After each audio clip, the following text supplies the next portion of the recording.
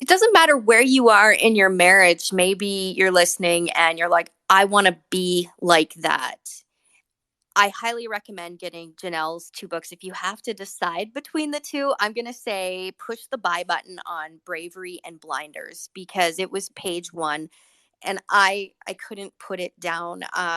It was I was just connecting. You and I have a lot of parallels, but I think you're going to hear that from your listeners and readers Hmm. as this book becomes just a household book. It's a resource tool, and I say it's in my arsenal as a tool. I meet a lot of moms in our county and across the country who are saying, I know what's going on in the world, and I don't know how to get organized. Maybe there's past issues that I haven't been comfortable dealing with, but I am now. And where do I start? And I love my children. I love my husband. I love my country, and I want to do my part. I want to start. What advice do you have for them outside of getting your book and reading your book? What's some of the best things they can do right now? I think everybody needs to just look deep down in their soul and decide what is it that I can contribute. We all have something to contribute. And if it's like if you're saying like they want to get involved politically or just, have an eye on what's going on, and feel like they're making a difference. I mean, of course, you start in your own home. You start with yourself, really. And then you start in your own home. But if you're really looking to make a difference in your community, I mean, getting involved in your kids' school, making sure you know their teacher and you know the kids in their class. I mean, I was always a big, not for my older kids so much because I had the littles. So it was a little bit harder, but with my younger ones, I was like, school mommy all the time. Once my littlest got into kindergarten, I was very involved in school.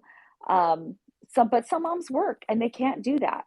So then you got to figure, what else can you do? Maybe with the extracurriculars that your kids are involved in, or, everyone has something to contribute. So you can just take a really good look at what you have going on. What are your interests? What are your strong points?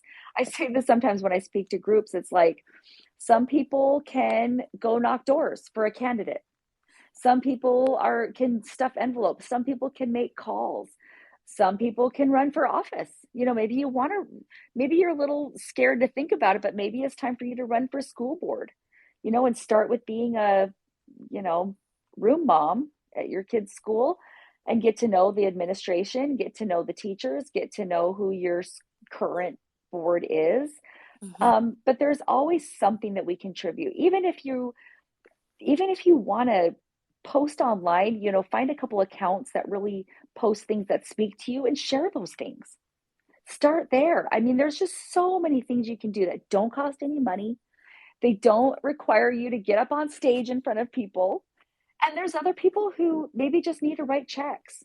Like for candidates, support good candidates financially. You don't want enough fours, you're not comfortable on stage, you don't want to run for anything, maybe you can write the checks. There's just so many things to do to volunteer. There's really no excuse anymore this day and age with social media and the networking that we're able to do. If you want to do it, you'll find a way to do it and play to your own strengths and your own personality. And that's what's going to make it great because we're all different.